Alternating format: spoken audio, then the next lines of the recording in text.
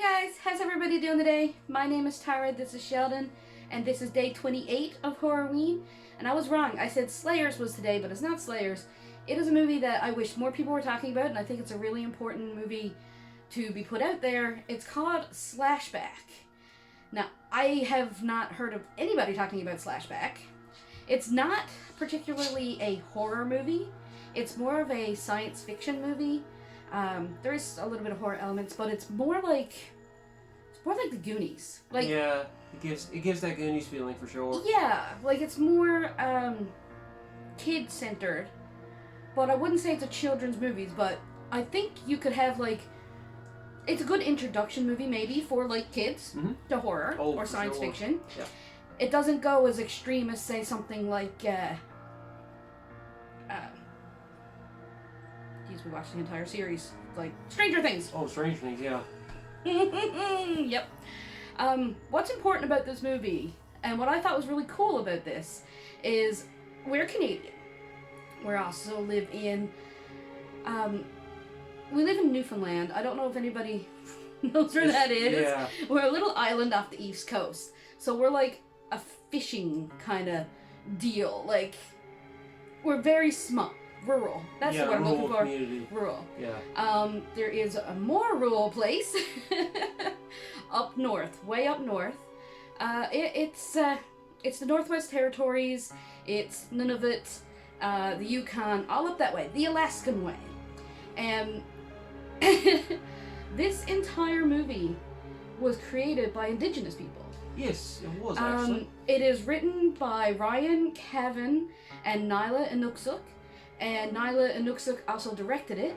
And all the actresses, I do believe, most if not all, of the young actresses in this were local girls that they coached. So don't expect the most stellar of acting, but they did really good. I'll give them credit. They did really good for not being actual actresses, just being young girls. This is a young adult type movie. Mm-hmm. So what it is a group of young girls are bored of life in their outport town, and they stumble upon an alien creature. It's very much like The Thing, where it's a frozen wasteland with this alien that takes body hosts. But it's really cool because these girls are Inuit. They are Inuit. That is our Indigenous people. Yes. There's a few different ones, but the northern Indigenous people are the Inuit. And we also have Inuit in our province. Not on the island as much. Well, there is, but we don't have many Inuit communities on the island. But on the part of our province that is connected to the main country, Labrador, there's a few Inuit people. I knew I was going to mispronounce something. I thought it was going to be the last name of the director. I didn't think it was going to be Inuit. A word that's just so normal here. But this was filmed on Baffin Island, which is in Nunavut, and it was in a small Inuit community, and everything is all Indigenous. It's the whole point of this is that it's Indigenous girls. Even when they go to fight the monster, the girl, the main girl, we'll call her, the back of her jacket, she puts on a leather jacket, and painted on the back of her jacket says, "No justice on stolen land." It was actually pretty cool. I thought it was badass. It's not particularly scary or gory or anything like that. And the digital effects put a bit of comedy into it because they're a little bit off. It is a little bit funny, but it's a dry funny. It's not an outright horror comedy, but it is pretty funny at times, and most of the comedy do come from the digital effects being a little off. Like every time I looked at digital effects, the polar bear is a little bit, but I think it's supposed to be like that because instead of this just taking the form or possessing the body, what it does, it seems like it's a bunch of tentacles in a skin suit.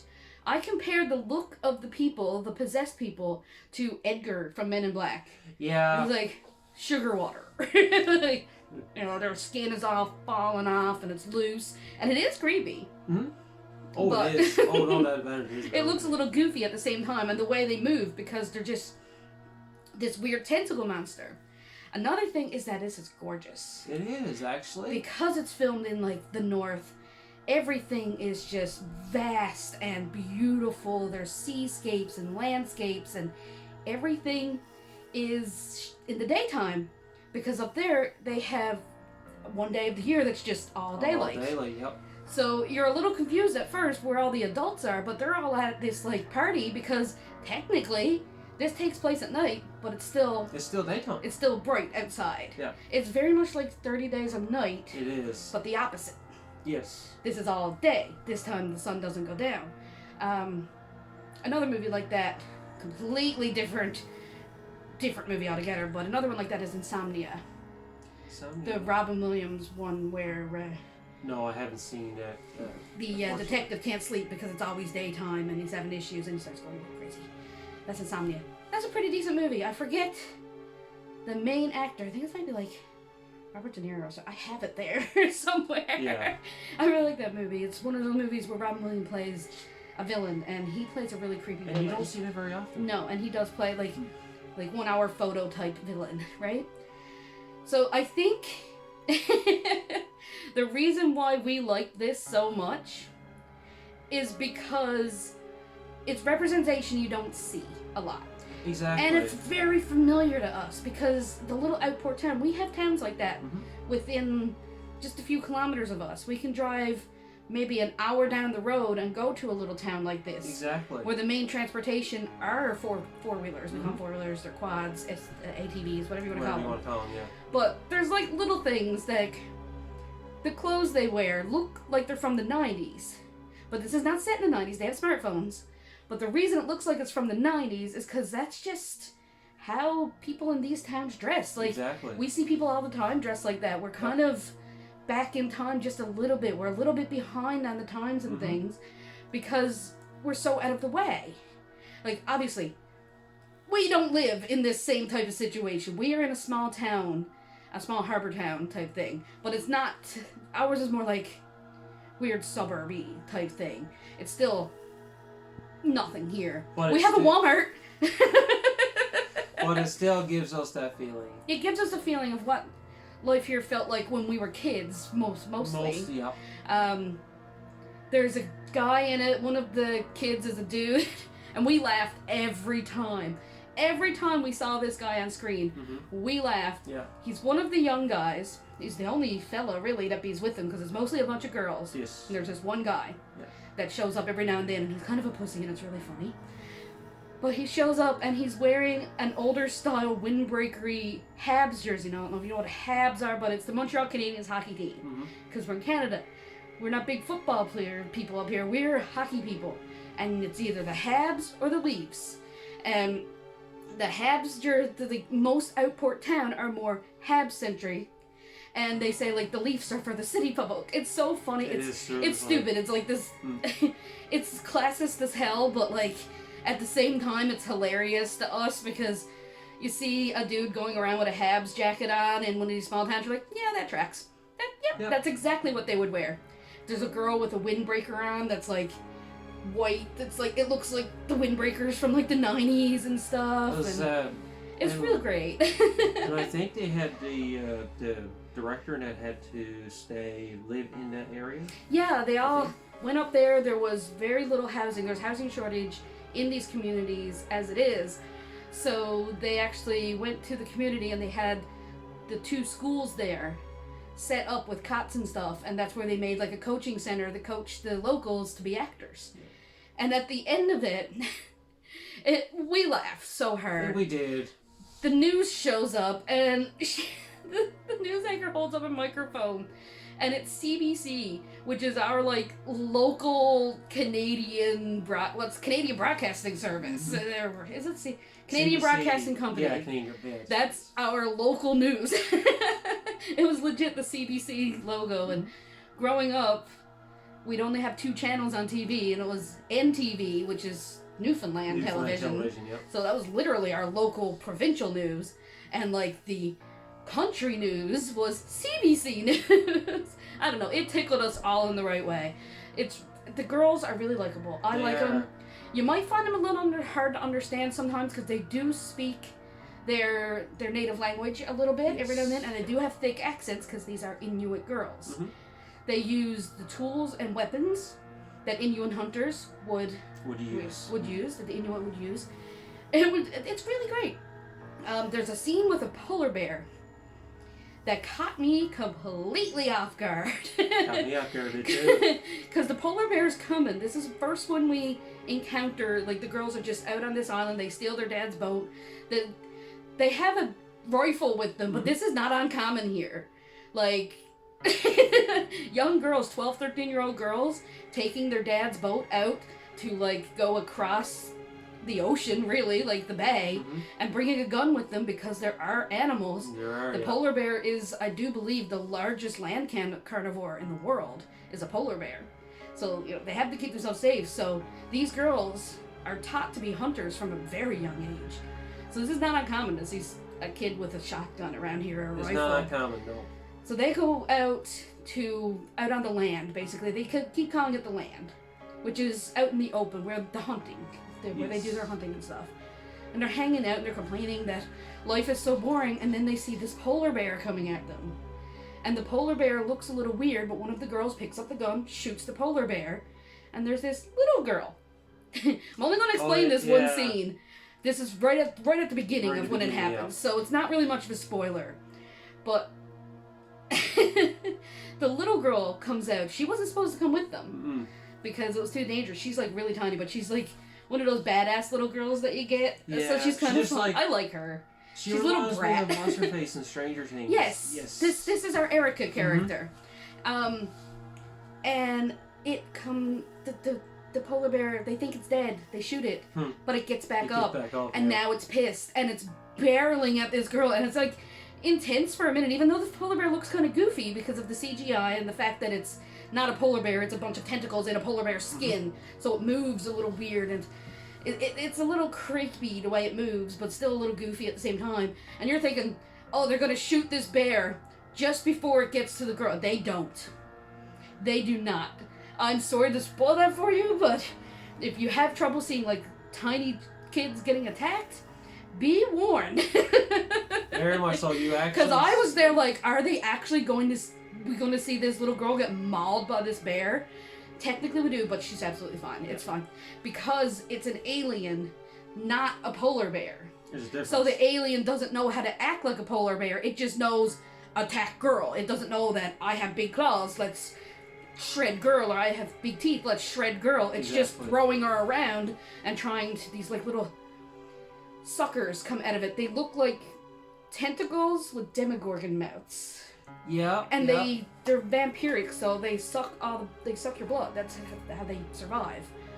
That's what it's trying to do. It's not trying to tear her up, it's trying to drink her blood. So they do save her. But for a minute there, I was like, are we really doing this? Are we really going to watch this little girl get mauled to death by a polar bear? Oh, yeah, that's what we honestly thought this one looked like. I straight up thought this little girl was getting, like, Leonardo DiCaprio'd. Like...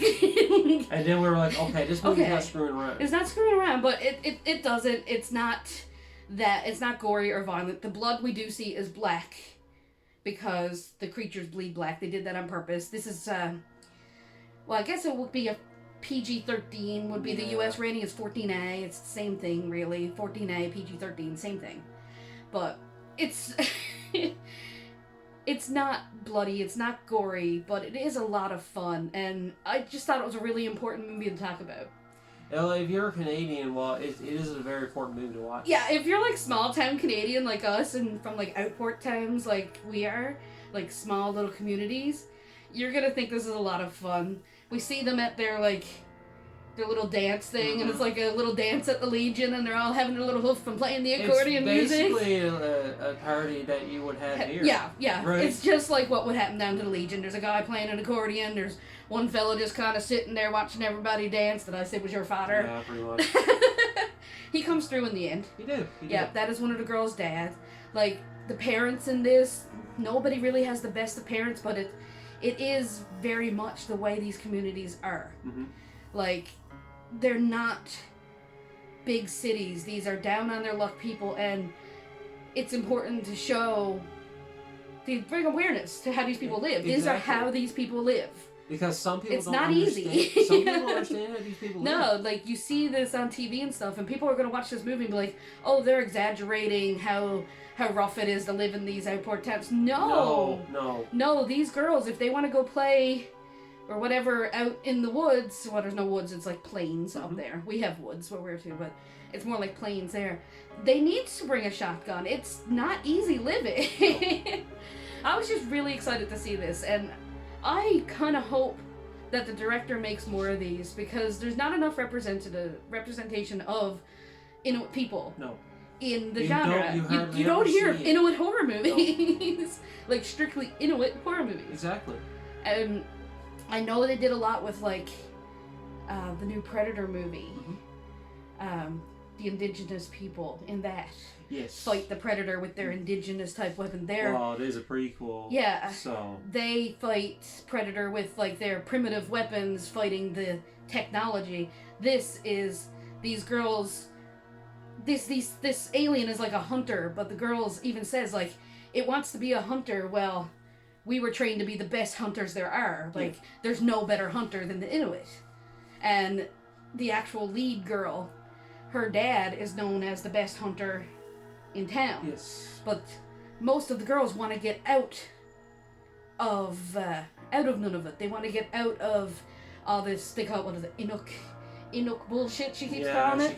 But one of the girls is very into the Inuk culture. Inuk is like another way of saying like Inuit type thing. So at the end of it, they kind of embrace their culture and fight back using their culture. They have harpoon.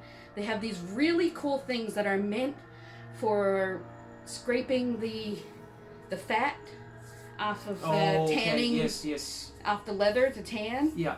And for making like sealskin jackets and stuff, because like we're northern people, we do support the seal hunt here. No, we don't club baby seals. That's a myth. It might have been back in the past, but no, that is not something that's done. We do support the seal hunt here in Newfoundland.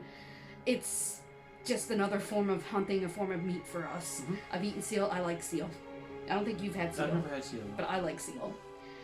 We eat moose. We eat caribou. We're still hunters around here. It's like it's just the way it is here. It's not uncommon to see people hunting rabbits and skinning rabbits and stuff. Mm-hmm. I've done it. I know how to skin or anything. Yeah, I think a couple days ago I was going in the road and I seen someone come out of the marsh with a rabbit. With a rabbit, yeah. It's And, not like, uncommon. It's like we look out our window. One of my best friends sent me a video the other day, and a moose was walking up the road. Yeah. Like that's just where we live. That's just common. It's That's common. just normal here. It's like, oh, look at going for a stroll there. Don't approach the moose. Like we're hunters. There's just a disclaimer there that yes, we do support the seal hunt here, and there is a part in this movie where she is wearing a gorgeous sealskin jacket, and I'm so jealous of Was it. it the end, wasn't it? Yes. Where she was after going back out hunting with her dad again, And and like she wore when the you see sealskin, and it's when- like, man, it's so beautiful. at the end of the movie when you see her with that coat on, It's like triumphant. That's what they wear. Yeah, and Like- it's gorgeous. Yeah. So, I just spoke for 20 minutes about this movie, and really was not necessarily. It just brought me a lot of joy. Yeah. It did. It brought me a lot of joy to see this culture on film, in horror, sci-fi, because you just don't see it. And this won like a few awards and stuff on the film circuit too, I do believe, I in think like so, the yeah. festival circuit. But that's all I'm gonna say about it. I'm not gonna spoil any plot or anything. It's the movie itself is just a fun little movie where these kids are fighting these alien creatures, and you can definitely let like your kid watch it if they want to get into horror. If they can handle stuff like The Goonies or Gremlins or Stranger Things even. No, Go that's the ahead, same watch thing. it. Like, it's worth your while, actually. It reminded me a lot too. I wrote this down actually of Attack the Block, the Edgar Wright one. You've never seen this. No, I've never seen You've it. seen Shaun of the Dead and Hot Hot Fuzz, but Fuzz. you've never seen Attack the Block, which No. is a bunch of kids fighting aliens. It was almost like that, but mixed with The Thing, because we're up in the north and everything's snowy. I'm gonna stop talking now because I've been talking about this for 20 minutes. So that's enough of that. If you think this is something that's up your alley, this sci-fi, body snatchery, kind of kids-ish sci-fi, give it a watch just for the sake of. Absolutely. I think it's on. The name of the thing's called Voodoo. It is on streaming. Yes. It's $4.99 to rent on Amazon. So if you're willing to spend $5 to support an indigenous creator, do it. Do it. And tomorrow we will be back with slashers. Slayers. Slayers. Not slashers. That's a TV show. Slashers a TV show, which is a really good TV show. Mm-hmm. Slayers. We'll be back tomorrow with Slayer. Bye! Bye!